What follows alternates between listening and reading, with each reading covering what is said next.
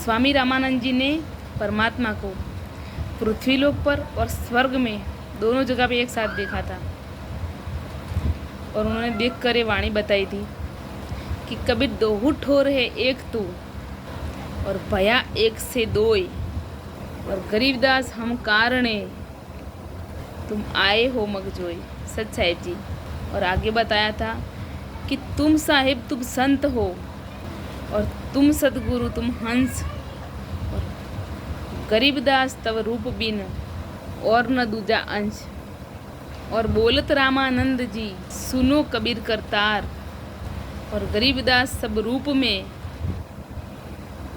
तुम ही बोलनहार। और आगे परमात्मा ने बताया है कि गरीब सोहम ऊपरी और है और सत सुकृत एक नाम और वो सब हंसों का वंश है सुन बस्ती नई गाम। और बताया है आगे कि गरीब सोहम ऊपरी और है सुरती निर्ति का ना और सोहम अंतर पैठ कर सत सुकृत लोला। और आगे परमात्मा ने बताया है गरीब सोहम ऊपरी और है और बिना मोल का फूल और ताकि गंध सुगंध है जाकू पलक ना भूल। और आगे परमात्मा ने बताया है कि गरीब सोहम ऊपरी और है और बिन बेली का कंद और राम रसायन पीजिए अविचल अति आनंद।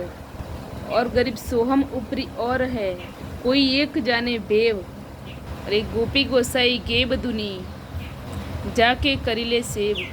सच साहिब जी। परमात्मा ने बताया है हमें, समझाया है हमें बार बार।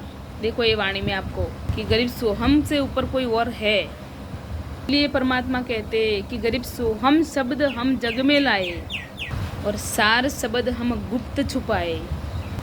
और इसी का वर्णन ही परमात्मा ने इस गुप्त वाणियों में करा है भाई। कुछ संत और परमेश्वर परमात्मा की वाणियों में से सोहम शब्द पढ़कर उसको अपने शिष्यों को जाप करने के लिए देते हैं भाई। और वो इस दिव्य मंत्र को नाम दीक्षा देकर देते हैं। सब अधिकारी नहीं होते हैं भाई। और सोहम का उपदेश यानी प्रचार करके फिर नाम देना संपूर्ण दीक्षा पद्धति नहीं है। ये अधूरा नाम है, इससे मोक्ष नहीं हो सकता। और परमात्मा ने बताया है कि सोहम के ऊपर एक सुकृत कल्याणकारी और मोक्ष मंत्र कोई और है। वह सब हंसों यानी निर्मल भक्तों के वंश है जिसे भूल जाने के कारण मोक्ष प्राप्त नहीं कर सकते। यदि जीव को पूर्ण मोक्ष नहीं मिलता है, पूर्ण मंत्र नहीं मिलता है, तो जीव का कोई ठिकाना नहीं होता। पूर्ण मोक्ष उसको मिलता ही नहीं है भाई। सिर्फ सोहम से कुछ नहीं होने वाला। परमात्मा ने इस पुस्तक में बताया हुआ है कि सिर्फ सोहम से कुछ नहीं होने वाला, इसके ऊपर भी कोई है, इसका भी मंत्र चाहिए आपको। सत साहिब जी। जय हो बंदी छोड़ की, सतगुरुदेव की जय।